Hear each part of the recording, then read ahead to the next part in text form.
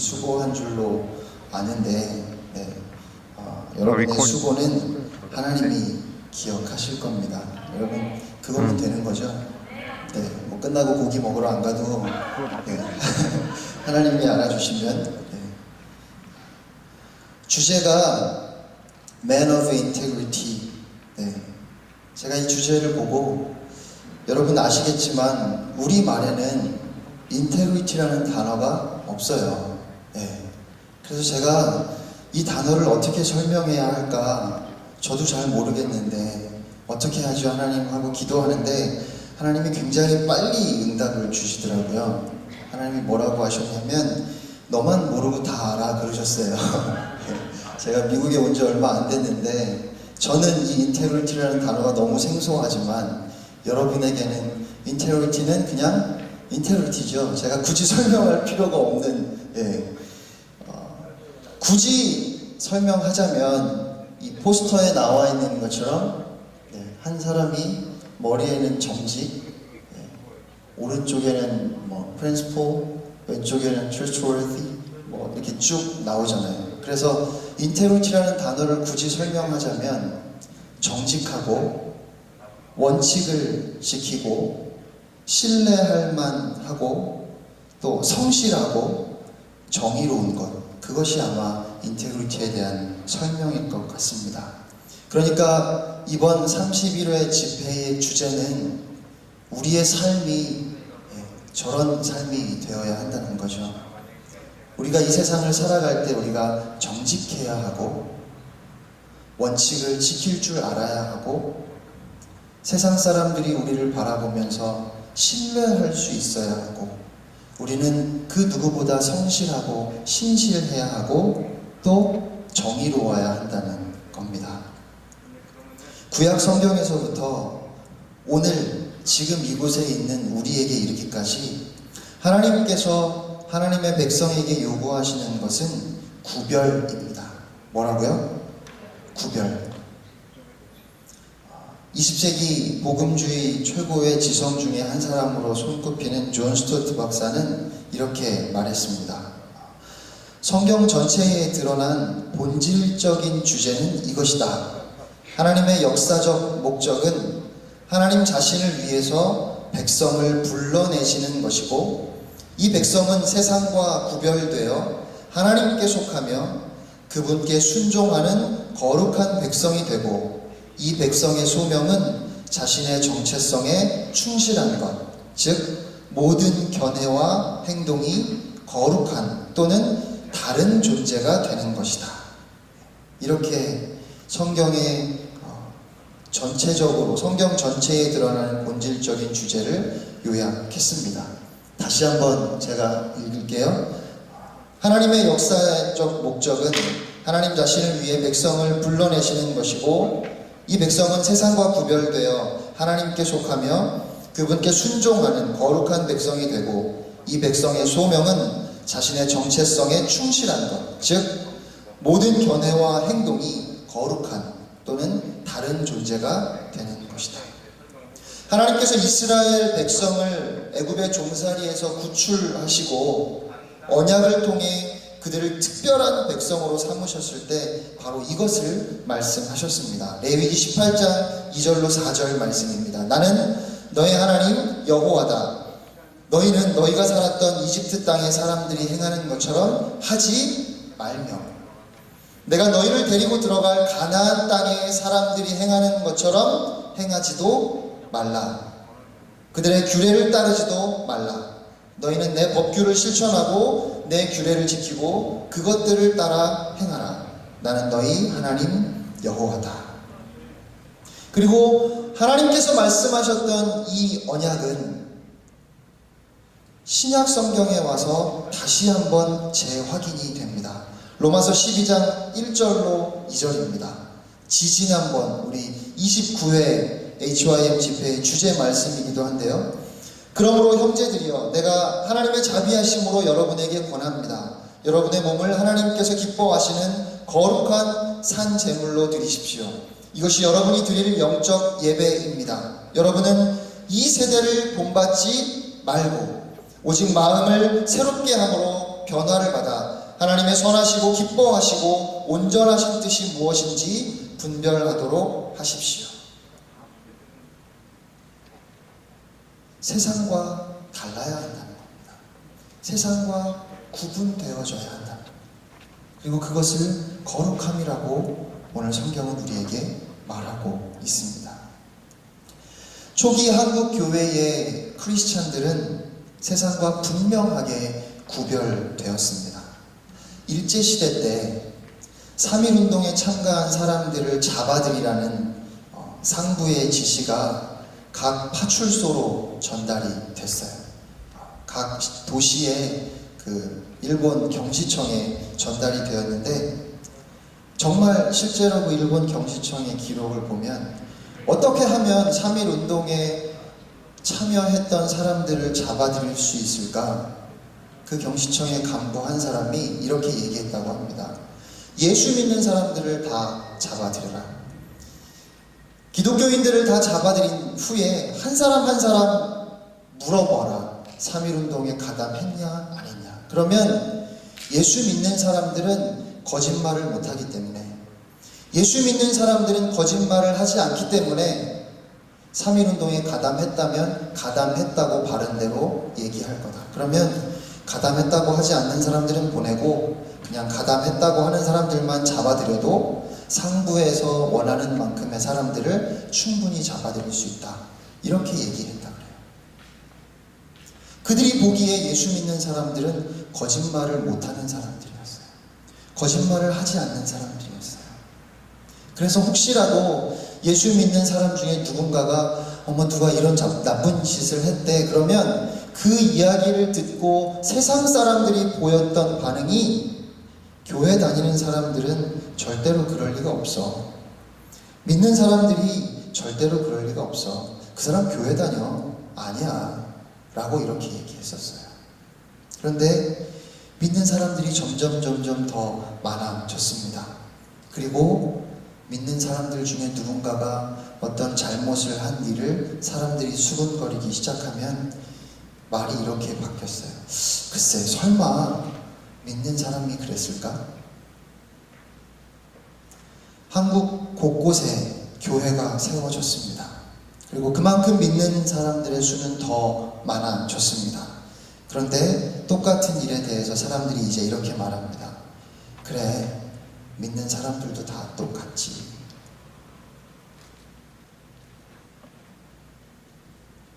교회가 없는 곳이 없습니다. 한 민족은 어디를 가든지 교회부터 3명, 5명만 돼도 교회를 세운다고 그렇게 이야기하죠.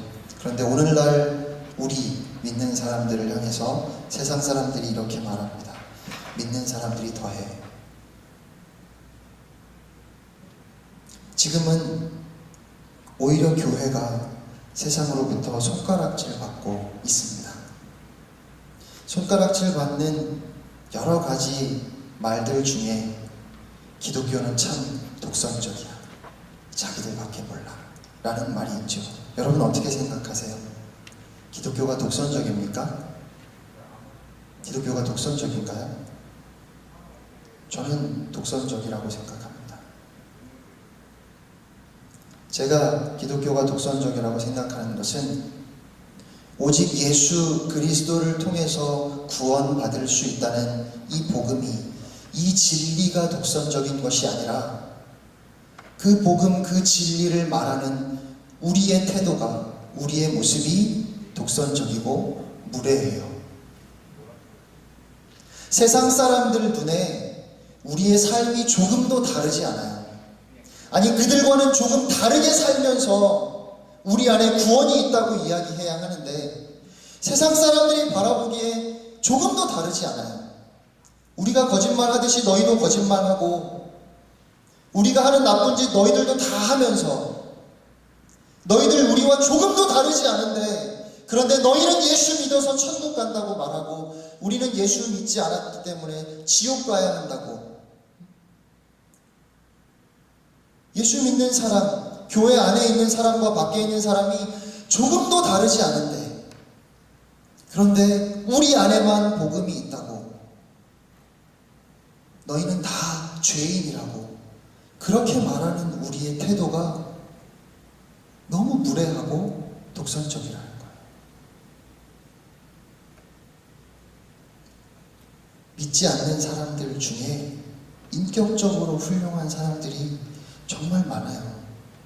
교제를 해보면 마음이 부드럽고 온유하고 다른 사람들을 잘 배려하는 사람들이 믿지 않는 사람들 중에 참 많아요. 그런데 우리가 믿지 않는다는 이유만으로 그 사람을 한심하게 혹은 답답하게 여기고 무례하게 행동합니다. 물론 복음의 열정은 귀한 것입니다. 오직 예수 그리스도를 통해서만 구원이 있고 다른 길은 절대로 없습니다.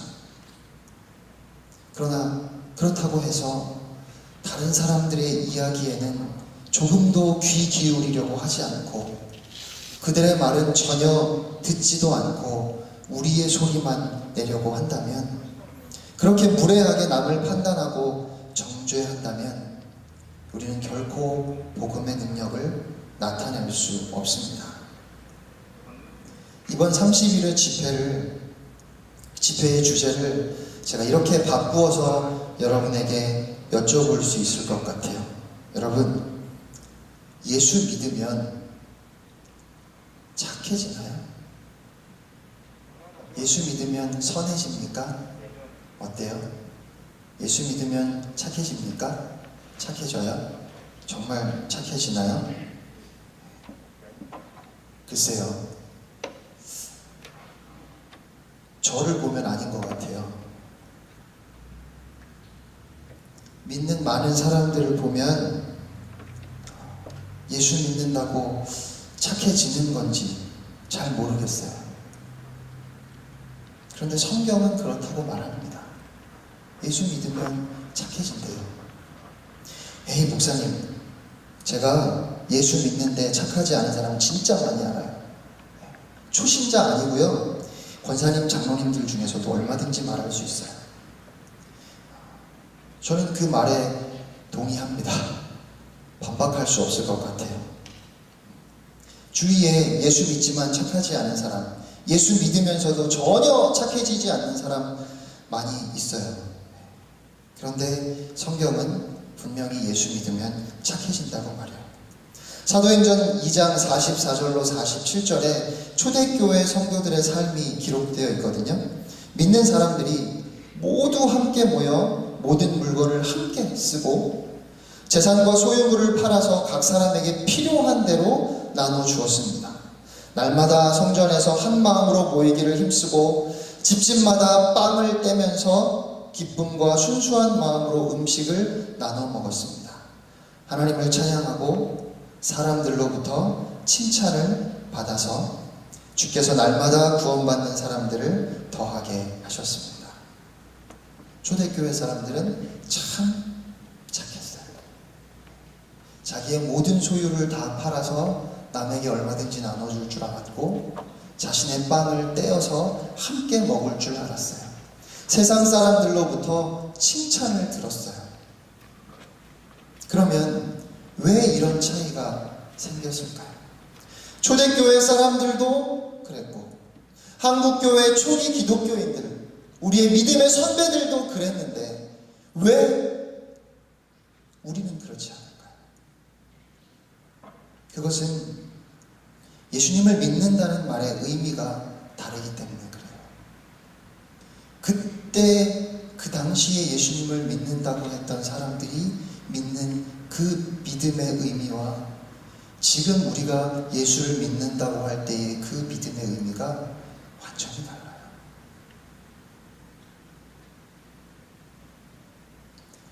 믿기만 하면 구원받습니까? 어때요? 여러분, 믿기만 하면 구원받습니까? 맞아요? 자신이 없어요? 아니요. 제가 처음부터 너무 몰아붙였나요? 글쎄요, 맞을 수도 있고 아닐 수도 있을 것 같아요.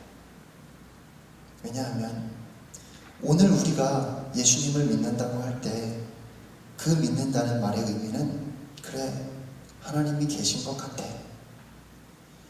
예수님이 하나님의 아들? 그럴 수도 있을 것 같아. 천국? 있을지도 모르겠다 하는 정도예요. 믿는다고 말하면 구원받습니다. 믿는다고 하세요. 글쎄요, 저는 아직 잘 모르겠는데. 다 알고 믿는 사람이 어디 있어요? 저도 잘 모르겠어요. 근데 어쨌든 믿는다고 얘기만 하세요. 그러면 구원받습니다. 아니요, 저는 아직 준비가 안 된 것 같아요. 저의 것을 하나도 하나님께 드릴 준비가 안 돼요. 그런 거는 나중에 권사되고 장로되면 하는 거고, 나중에 믿음 좋아지면 하는 거예요. 지금은 안 해도 되니까 그냥 믿는다고 말만 하세요. 그럼 구원 받아요. 우리가 그렇게 전도하잖아요.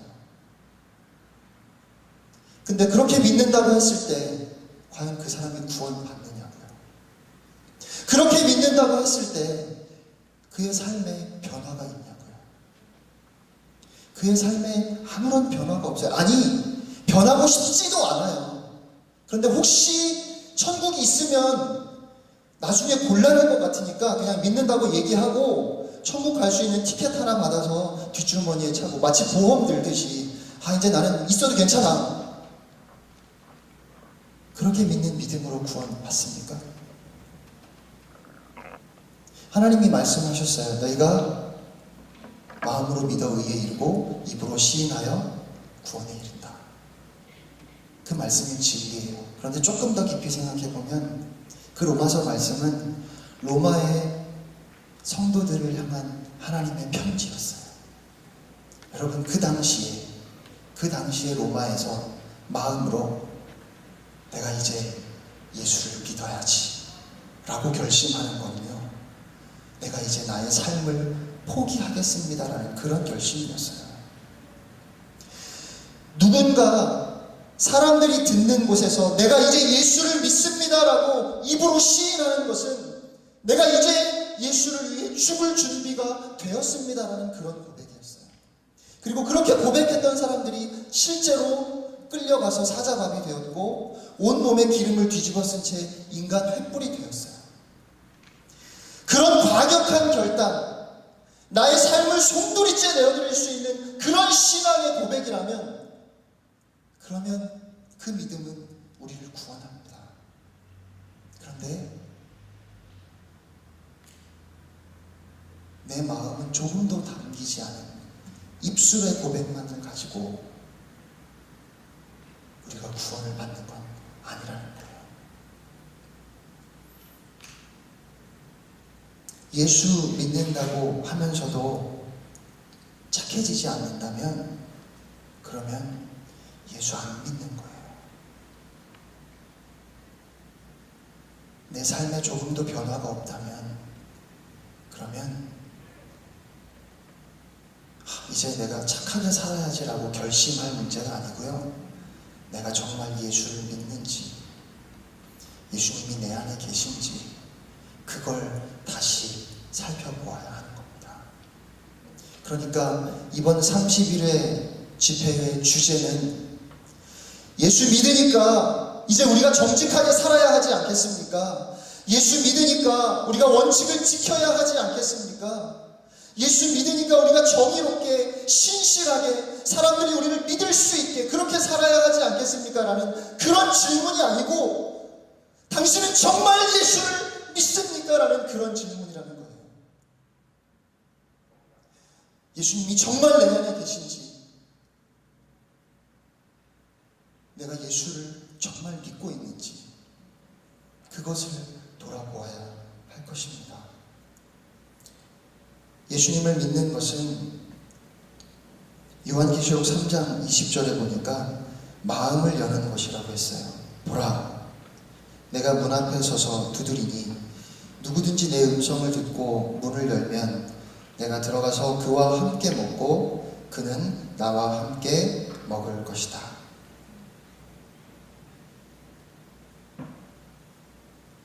이 말은 예수님께서 우리의 마음 어딘가에 들어와 계시다. 어디 계시지? 이렇게 찾으라는 게 아니고요, 예수님이 우리 안에 들어오셔서 우리의 마음이 완전히 변화된다는 것을 의미합니다. 성경은 예수를 믿고 예수를 영접하는 것을 예수님과 아주 친밀한 관계를 맺는 것으로 그렇게 설명하는 거예요. 예수를 믿는 것은 이제 나는 죽고 예수로 사는 것이라고 또 말합니다. 갈라디아서 2장 20절입니다. 나는 그리스도와 함께 십자가에 못 박혔습니다. 그러므로 이제 더 이상 내가 사는 것이 아니라 내 안에 그리스도께서 사시는 것입니다. 예수님을 믿는다는 것은 예수님을 나의 왕으로 모시고 산다는 말입니다. 예수님을 나의 구주로, 나의 주인으로 영접하는 것은 우리가 생각하는 것처럼 그렇게 간단하지 않아요. 결혼을 하신 분도 계실 것 같고 안 하신 분들도 많을 것 같아요. 그런데 여러분, 결혼한다는 거 정말 단순한 문제 아니죠? 쉽지 않죠? 그냥 잠깐 누군가를 만나는 것이 아니라 이제 영원히 주님 앞에 서기까지 삶을 함께 살아갈 배우자를 결정한다는 것, 얼마나 심각하고 얼마나 중요하고 또 얼마나 어려운 문제입니까? 그런데 내가 이제 예수를 믿겠습니다라고 고백할 때 그것은, 그렇게 예수를 영접하는 것은 배우자를 정하는 것, 비교도 할 수 없을 만큼 더 심각하고 더 중요한 문제예요. 예수님이 내 안에 들어오신다니까요. 내 안에 이제 주님이 사신다니까요. 그게 예수 믿는 거예요.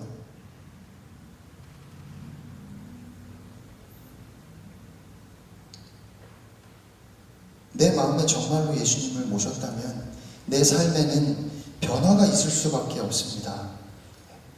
여러분 방에 누가 왔는데 뭐 있는 듯 없는 듯 전혀 의식하지 않고 여러분이 혼자 있을 때 사는 것처럼 그렇게 할 수 있어요? 없잖아요. 저희 집에 애리조나거든요. 제가 와가지고 잘 데가 없는데 하루만 재워달라고 그래서 여러분 방에 쳐들어갔어요. 그러면 제가 여러분의 방에 같이 앉아있는데 마치 제가 없는 것처럼 그렇게 여러분 살고 행동할 수 있겠냐고요. 없잖아요. 그런데 예수 믿는 건, 성경이 말하기를 예수 믿는 건 내 마음에 예수님을 모셔드리는 건데, 그래서 이제 나는 십자가에 함께 못 박혀 죽었고, 나는 죽었고 이제 내 안에 주님이 사시는 건데, 그런데 어떻게 우리는 마치 주님이 안 계신 것처럼 그렇게 살고 있을까요? 그러면 그건, 우리의 삶이 그렇다는 건, 그러면 둘 중에 하나죠. 내가 여전히 주님을 영접하지 않았든지, 예수님이 오셨는데 옷장에서 저라고 옷장에 밀어넣고 옷장 문을 닫아버린 거죠. 그리고는 마치 주님이 계시지 않은 것처럼.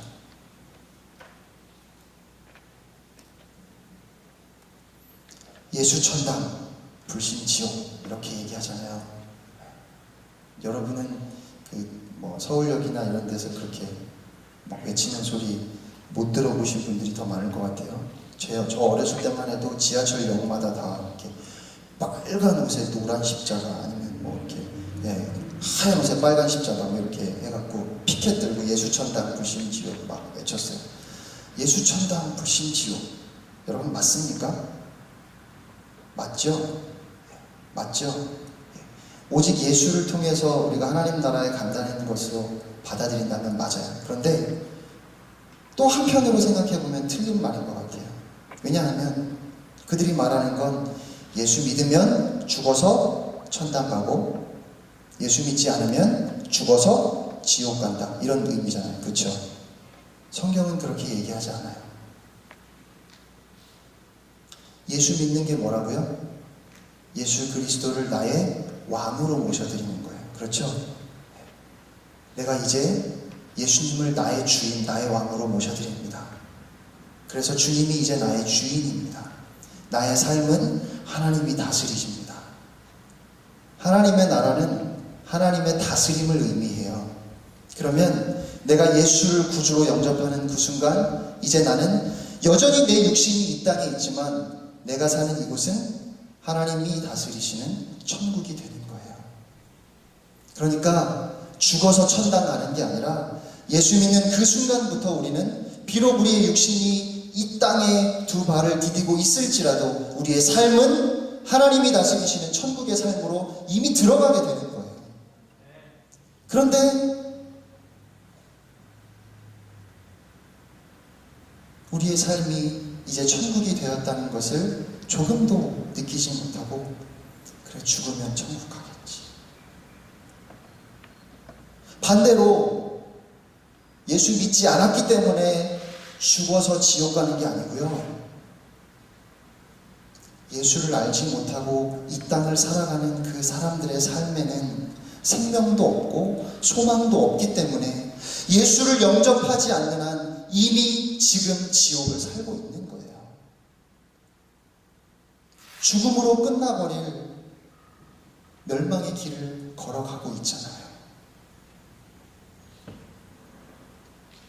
예수님은 그 복음을 전하셨는데 언제부턴가 그 복음을 우리가 잃어버렸습니다. 그러면 우리가 어떻게 해야 할까요? 하나님의 기준은 특별함이 아니라 주님을 바라보며 주어진 삶을 바르게 살아가는 우리의 자세입니다. 다시 말하면 나의 본분을 다하는 것이 예수 믿는 사람, 예수님의 제자된 삶이에요. 예를 들면 학생의 본분은 공부죠.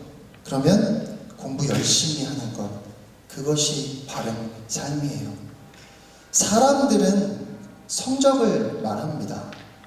학점을 어떻게 받았는지, 시험을 보면 점수가 몇 점인지를 따지죠. 그래서 점수가 좋은 사람은 훌륭한 사람, 점수가 낮은 사람은 그쵸? 그런데 하나님이 요구하시는 건 점수가 아니라는 거예요. 내가 열심히 공부하고 열심히 학생의 본분을 잘 지켰으면 착하고 충성되다고 말씀하신다는 거예요. 점수는 상관이 없어요. 아니, 누구는 공부 안 하는 것 같은데 100점 맞고 나는 그 사람 이겨보려고 열심히 했는데 못 이기는 거 있잖아요. 그쵸? 저만 그래요? 쟤를 이겨보려고 쟤를 한번 이겨봐야지 그래갖고 제가 공부할 때 계속 같이 공부하면서 이렇게 쳐다봐요. 그리고 잘해? 그럼 난 30분 더 해야지. 그렇게 공부했는데 점수 받아갖고 A-가 나와서 와 그러고 갔더니 걔는 A+인 거예요. 여러분 그런 경우 있잖아요. 그러면 공부하기 싫잖아요. 죽으라고 해도 안 되니까. 그런데 하나님이 요구하시는 건 A-냐 A+냐를 따지시는 게 아니라 내가 학생으로서 열심히 공부했느냐 안 했느냐를 보신다는 거예요. 학점은 상관이 없어요. 그래서 죽으라고 해도 쟤 못 이겨. 그렇지만 그럼에도 불구하고 내가 학생이니까 공부 열심히 하는 것. 하나님이 원하시는 게 그런 삶이라는 거예요. 프란시스 셰퍼는 회개는 의지다라고 얘기했어요. 눈물 한 방울 흘리지 않아도 회개할 수 있다. 어제 도둑질했던 사람이 오늘 도둑질 안 하는 것이 회개다. 어제 공부하지 않던 학생이 오늘 공부하는 것이 회개다. 삶의 방향을 180도 돌이키는 것이 회개이고 내 뜻대로 살던 삶을 이제 주님 뜻대로 하나님의 말씀이 결론이 되게 사는 것이 회개다. 그러니까 우리가 회복해야 하는 삶은 여러분 이런 겁니다. 아침에 일찍 일어나고요. 오늘 참 잘 오셨어요. 아침에 일찍 일어나고 밖에 나갔다 집에 들어오면 손발 깨끗이 씻고 옷을 벗으면 침대 위에 던지거나 의자에 걸치지 말고 옷걸이에 걸어서 옷장에 넣으시고요. 빨래는 옷장에 처박지 말고 빨래통에 넣으시고요. 교회 올 때는 제발 세수하고 머리 감고 깨끗하게 100명, 200명 이렇게 들어가고 그러면 제가 성령 충만한 목사죠. 네. 1년을 목회했는데 여전히 6명, 7명밖에 성도가 없으면 참 그렇죠? 그런 건가요? 우리가 생각하는 성령 충만 그런 거잖아요. 교회를 개척하면 단기간 내에 크게 부흥시킬 수 있고, 아픈 사람이 있으면 기도해서 그 병을 낫게 하고,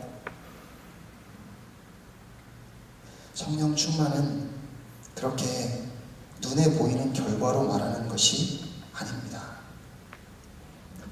내가 꼭 뭔가를 이룰 필요 없어요. 아까 얘기했던 것처럼 세례 요한은 그냥 광야에서 외치는 소리였어요. 소리로서 등장했고 소리로서 존재하다가 그냥 사라졌어요. 그런데 예수님이 뭐라고 하시죠? 여자에게 난 자 중에 세례 요한 같은 이가 없다고 하시잖아요. 내 삶이 비록 광야에서 외치는 소리였을지라도 예수님이 그렇게 인정하시면 되는 거 아니에요? 하나님께 그렇게 인정받을 수 있으면 여러분 그것으로 족하잖아요. 세상 사람들에게 아무리 인정받으면 뭐예요? 하나님 앞에 섰는데 내가 너희를 도무지 알지 못한다고 말씀하십니다. 우리가 바라볼 것은 예수님 앞에 섰을 때 예수님이 인정하시는 것, 그것 하나잖아요. 그것이면 족하잖아요.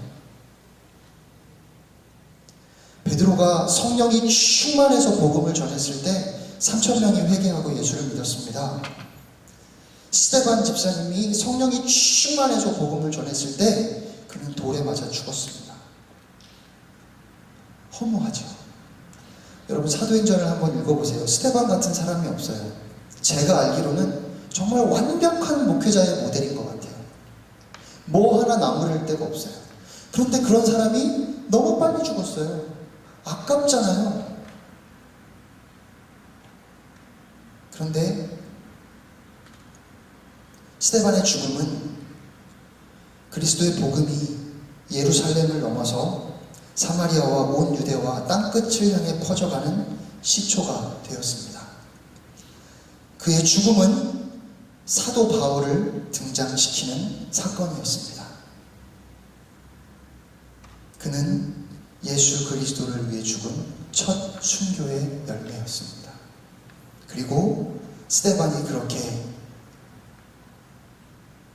예수 그리스도의 복음을 위해 고난당하고 돌에 맞아 죽어갈 때 하나님 보좌 우편에 앉으셨던 예수님이 일어나셨어요. 의자에 앉아 계실 수 없어서 그 스데반을 보시면서 일어서셨어요.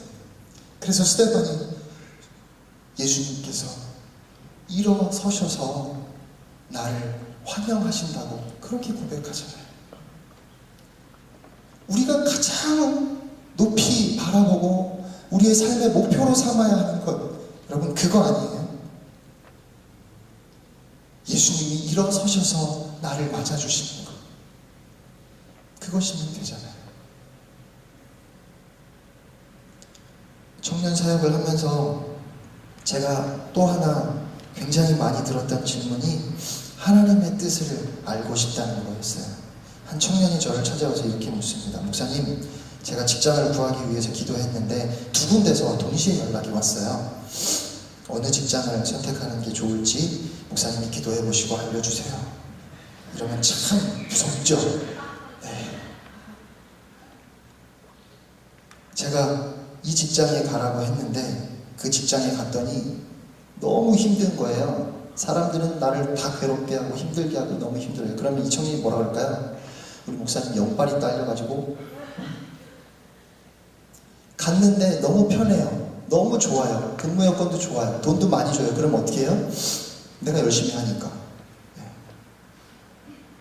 그러면 이 청년이 알고 싶었던 건 뭐예요? 어느 직장으로 가야 편하고 어느 직장으로 가야 돈 쉽게 많이 벌 수 있냐는 거잖아요. 그는 정말 하나님의 뜻을 알고 싶었던 게 아니잖아요. 어디로 가는 게 더 좋으냐고 물어본 거잖아요. 그런데 그것을 우리가 하나님의 뜻이라고 말한다고요. 하나님의 뜻 제가 알려드릴게요. 오늘 이 시간 이후로 여러분 하나님의 뜻이 무엇일까라고 고민할 필요도 없어요. 제가 하나님의 뜻 분명하게 알려드릴게요. 데살로니가전서 5장 16절로 18절입니다. 항상 기뻐하십시오. 쉬지 말고 기도하십시오. 모든 일에 감사하십시오. 이는 그리스도 예수 안에서 여러분을 향하신 하나님의 뜻입니다. 이보다 더 분명하게 가르쳐 줄 수 없잖아요. 성경이 이미 하나님의 뜻이 무엇인지 말해 주었잖아요. 그런데 제가 이 말씀을 가지고 참 오랜 시간 고민했어요. 어떻게 항상 기뻐하라는 거야? 어떻게 항상 기뻐할 수 있죠? 하나님, 하루 종일 어떻게 웃고 다닐 수 있어? 아니, 쉬지 말고 기도하래요. 제가 농담처럼 제가 제일 싫어하는 말씀 중에 하나가 이거라고 그랬어요. 수고하고 무거운 짐진 자들아 다 내게로 오라 내가 너희를 쉬게 하리라 하시더니, 그래서 딱 왔더니 쉬지 말고 기도해라. 이건 아니잖아요. 범사에 감사하라. 모든 일에 감사하래요. 의지적으로 뭔가 좀 시도는 해볼 수 있겠는데 안 돼요. 여러분 해보세요. 제가 예언의 은사는 받지 않았지만 감히 예언하건대 실패하실 겁니다. 그런데 이게 하나님의 뜻이래요. 그러면 도대체 이 말씀을 제가 어떻게 전해야 합니까? 애리조나에서 제가 여기까지 6시간을 운전하고 오는데요. 한 3시간쯤 운전했을 때 하나님이 알게 하셨어요. 그리고 그 후에 3시간을 제가 울면서 운전하고 왔어요.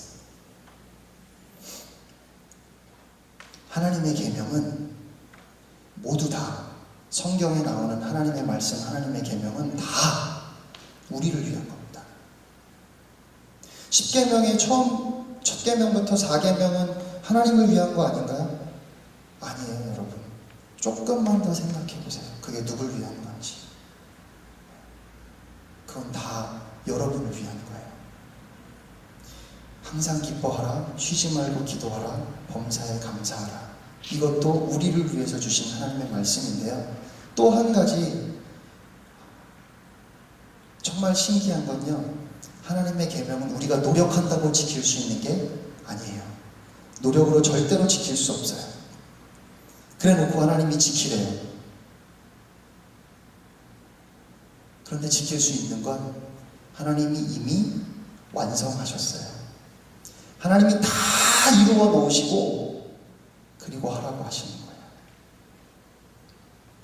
무슨 말이냐면, 하나님 어떻게 항상 기뻐할 수 있죠? 제가 기도할 때 하나님이 제 마음에 이렇게 말씀하시더라고요. 내가 항상 너의 기쁨이 되어줄게. 하나님 어떻게 쉬지 않고 기도할 수 있죠? 내가 네 안에 있잖아. 네가 언제 어디에 있든지 내가 늘 너와 함께 있을게. 하나님 어떻게 범사의 모든 일에 감사할 수 있죠? 네 일은 네 일이 아니야. 이제 내가 너를 통해서 할 거야. 내가 너와 함께함으로 이제 너의 모든 일은 형통할 것이다. 그러니까 감사하라는 거예요. 우리가 감사할 때 그 감사를 하나님이 우리의 믿음의 고백으로 받아버리셔요. 그리고 얘가 나를 인정하고 벌써 감사하는구나. 그러면서 그 일들은 다 하나님이 하신다는 거예요. 항상 기뻐하는 것, 쉬지 말고 기도하는 것, 범사에 감사하는 것. 마치 우리가 힘들게 뭔가를 해야 할 것 같았는데 그런 게 아니에요. 하나님이 이미 다 이루어 놓으시고 그 길에 우리가 가기를 원하시는 거예요. 내 안에 계신 주님과 동행하는 삶은 마치 우리가 공항에서 무빙워크에 딱 2발을 올려놓는 것과 같아요. 걸어갈 필요 있어요? 없어요? 없어요. 그냥 가만히 서 있어요. 근데 목적지에 가요. 그것이 성령 충만이고 그것이 주님과 동행하는 우리의 삶인 거예요. 하나님께서 그렇게 다 이루어 놓으셨어요. 예수님이 십자가에 달려 죽으시면서 말씀하시잖아요. 다 이루었다. It is finished. 끝났다. 이미 끝났다고요. 그 끝나는 것을 우리가 바라보기만 하면 돼요. 그렇게 주님을 바라보는 삶, 그것이 구원받은 하나님의 자녀의 삶이고, 그것이 Man of Integrity, 인테그리티가 있는 예수 그리스도의 제자의 삶이라는 것입니다. 주님을 바라볼 때 세상이 희미해져요. 여러분이 어떤 한 사람을 주목해서 바라보면 그 주변이 다 뿌얘지잖아요. 주님을 바라보면 그렇게 돼요. 그래서 십자가만 바라보고 걸어가다 보면 내가 분명히 이 앞에 장애물이 있는 것 같았는데, 그런데 그 장애물을 밟고 지나가고 있는 거예요. 왜? 주님을 바라보니까. 베드로가 예수님을 바라보고 바다를 걸어가잖아요. 그런데 거꾸로 예수님께로부터 고개를 돌려서 풍랑이 있는 그 바다를 바라보는 순간 그 바다에 빠져들어가잖아요. 그러면 여러분의 시선은 지금 어디를 향해 있습니까? 예수님을 향해 있고 예수 그리스도의 십자가를 바라보고 계십니까? 아니면 여전히 내 삶의 문제를 바라보고 있습니까? 기도도요, 기도의 제목을 구체적으로 정해서 이것저것 요목조목 얘기해야지, 기도가 그런 게 아니에요. 하나님이 원하시는 건 아버지와 자녀의 관계를 원하시는 거거든요. 그래서 그냥 하나님 앞에 나아가면 되는데, 제가 신학교 때 예수 믿는다면 1시간은 기도해야 된대요. 그리고 중직자라면 2시간은 기도해야 된대요. 거기다가 저는 목사잖아요.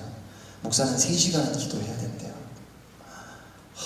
제가 그 말을 듣고 3시간을 채워보려고 다리에 쥐가 나고 할 말도 없고, 어떻게 하면 3시간을 채울 수 있을까 고민하다가 노트에다가 기도 제목을 적었어요. 그래서 한 5페이지 정도 기도 제목을 적어놓고 그걸 줄줄줄줄 읽으면서 기도하면 3시간이 가지 않을까? 안 가더라고요, 3시간이.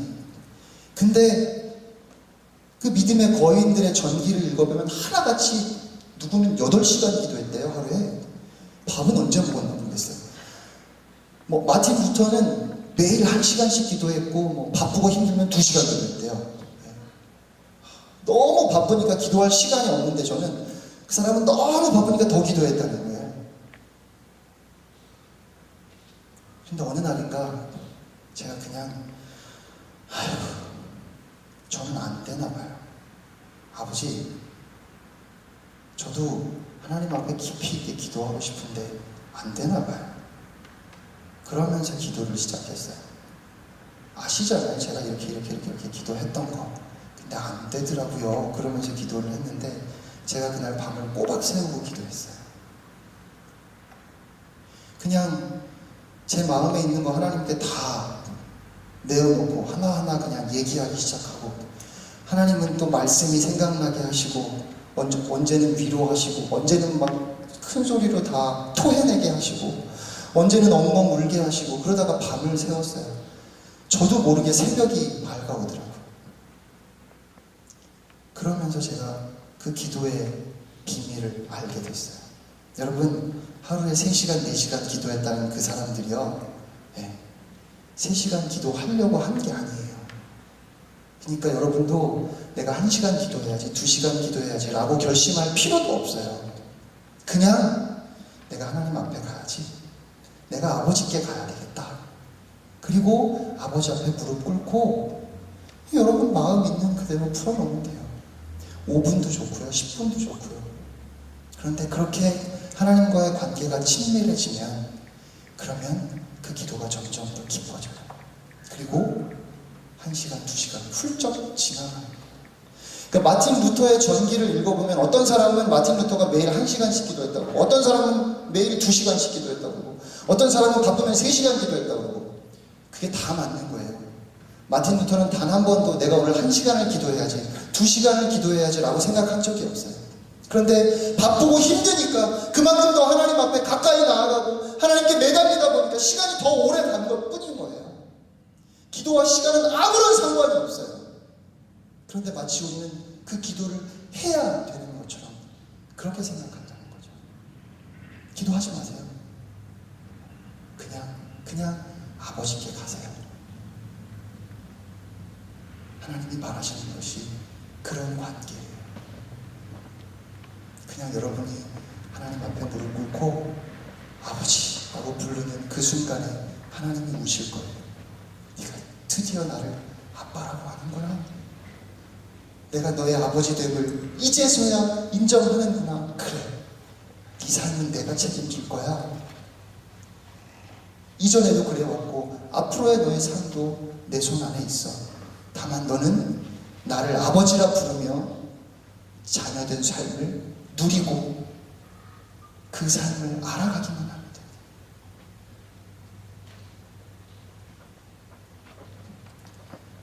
말씀을 마치겠습니다. 우리의 삶이 정말 그 man of integrity 그런 삶이 되면, 아니 그냥 지금 방금 얘기하는 것처럼 항상 기뻐하고 끊임없이 주님과 동행하며 모든 일에 감사하는 그런 삶을 살게 되면 예수님이 그렇게 나를 바꾸실 텐데, 노력으로 되는 거 아니라 그랬잖아요. 원수를 사랑하라. 원수 어떻게 사랑해요? 결혼 나중에 해보세요. 와이프 혹은 남편 사랑하는 것도 쉽지 않습니다. 자녀 낳아보세요. 자식을 사랑하는 것도 저는 힘들더라고요. 그런데 원수를 어떻게 사랑해요? 우리의 힘으로 절대로 못해요. 그런데 그렇게 하나님과의 관계가 가까워지고 주님으로 인해서 기뻐하고 기도하다 보면 원수가 원수처럼 보이지 않아요. 그게 그렇게 바뀌더라고요. 옛날에 그렇게 밉던 사람인데 안 미워요. 근데 그건 내가 하는 거 아니잖아요. 예수님이 내 안에 계시기 때문에 예수님이 내 마음을 그렇게 바꾸신 거죠. 그것이 man of integrity, 예수를 믿는 제자의 삶입니다. 그리고 여러분이 그렇게 하루하루를 살아간다면 여러분 한번 생각해 보세요. 오늘 이 집회 이후로 여러분이 아무것도 걱정을 안 해요. 왜? 하나님이 다 알아서 하실 거니까. 나의 삶이 주님께 있으니까. 그리고 날마다 기뻐하는 거예요. 예수님이 늘 우리의 기쁨이 되어주시니까. 그리고 주님과 동행하면서 그렇게 살아가요. 그러면 전도할 필요 없어요. 전도하지 마세요. 여러분 주위에 있는 사람들이 물어볼 거예요. 너는 왜 그렇게 늘 기뻐? 너는 왜 걱정이 하나도 없어? 그러면 그때 여러분 마음속에 준비하고 있다가 예수 그 이름을 그들에게 전하는 겁니다. 그러면 야, 나도 그 예수님 믿었으면 좋겠다. 네 삶에 기쁨을 주고 네 삶을 인도하시는 그 예수님 나도 믿었으면 좋겠어. 나도 교회 가고 싶다. 예수님이 완성하셨던 복음 전파의 길은 바로 이것이었습니다. 예수님이 떠나시면서 성령을 보내셨고 그 성령의 충만함을 받은 제자들이 그냥 그런 삶을 사는 거예요. 너무 기뻐서, 너무 감사해요. 그러니까 그때 세상 사람들이 성경에는 그냥 칭송했다고 돼 있지만 저게 정말인가 봐, 저 안에 뭔가가 있나 봐 하고 믿는 자의 수가 계속해서 늘어나는 거예요. 그것이 오늘 우리가 회복해야 할 복음이고 그것이 오늘 우리가 회복해야 할 제자의 삶인 줄로 믿습니다. 이 시간 한번 함께 기도하기를 원합니다. 제가 기도하지 말라 그랬는데 막 뭔가를 기도하려고 하지 마세요. 정말로. 사탄이 우리가 하나님께 나아가는 것을 방해하는 아주 큰 사탄의 전략 중에 하나가 그거예요. 우리의 마음을 기도의 제목으로 꽉 채우는 거. 내가 이것도 얘기해야 되고. 그렇게 얘기하실 필요 없어요. 하나님이 다 아시잖아요. 그냥 우리의 아버지 되시는 그 하나님, 나를 사랑하시는 그 하나님 앞에 우리 시간 다 같이 나아갑시다.